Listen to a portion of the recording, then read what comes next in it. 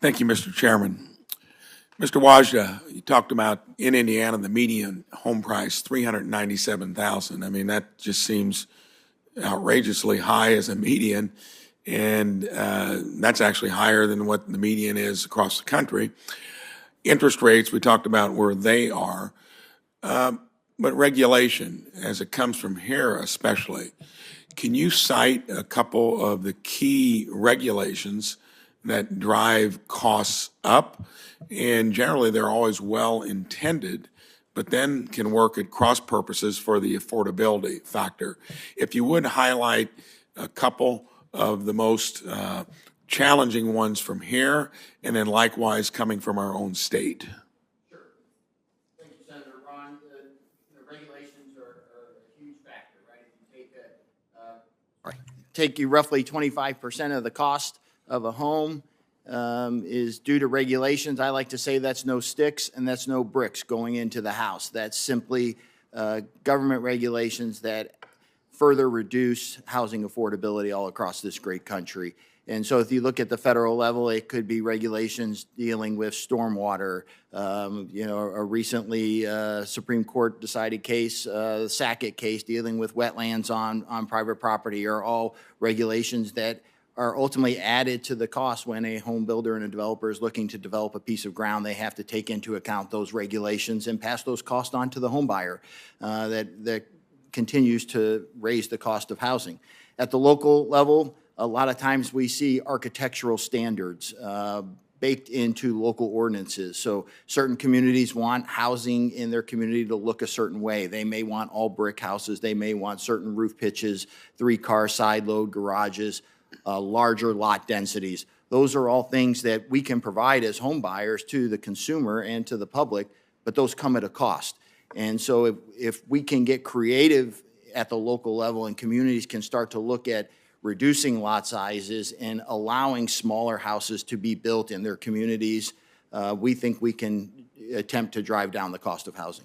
I want to give a shout out to a company in Indiana, the Cook Medical Group, who does medical device manufacturing as its business, but has taken on trying to make affordable housing something that they're going to try to make weigh in on. And in talking to Steve Ferguson, the CEO of the group, he said they found a formula to get housing in a slab home, 3 bedrooms, and I've seen them, and they are nice starter homes for between $185,000 and $215,000, which all of a sudden, if you're there, even with today's interest rates, look what you're doing in terms of affordability. I don't know how far that goes into the income quartiles, but if you could do that, and he said the single biggest factor was getting the local jurisdiction to stub in utilities,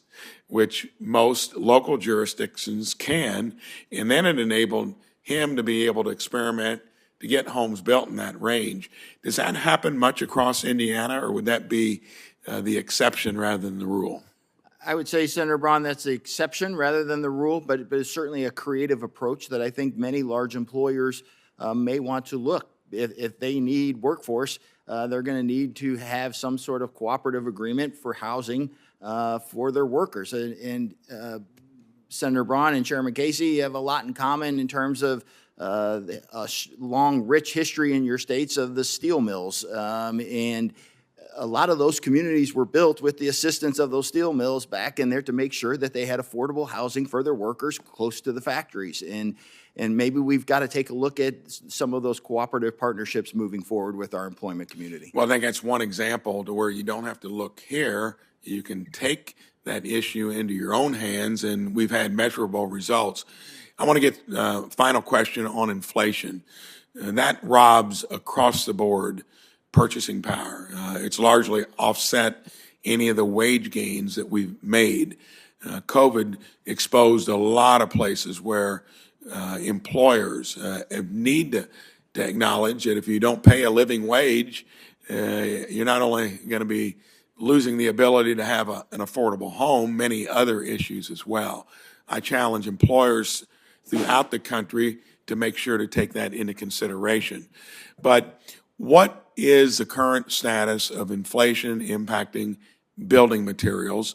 Are we coming back down? Is something within sight of where we'll get back to where we were pre-COVID? I think, Senator Braun, lumber prices certainly have came back down, but we've seen increases in other building materials that have continued to drive the cost of housing up. We have not seen that stabilize yet. And so as you see, maybe the price of wood and lumber dropping back to some pre-COVID levels, but we've also seen those increases in other products that continue to challenge the market. And certainly you mentioned with mortgage rates going up, right? The challenge to get somebody qualified for an entry-level home in the United States of America is very difficult right now. And so we need to do everything we can to try to drive those rates down and get the cost of materials down so we can build more houses.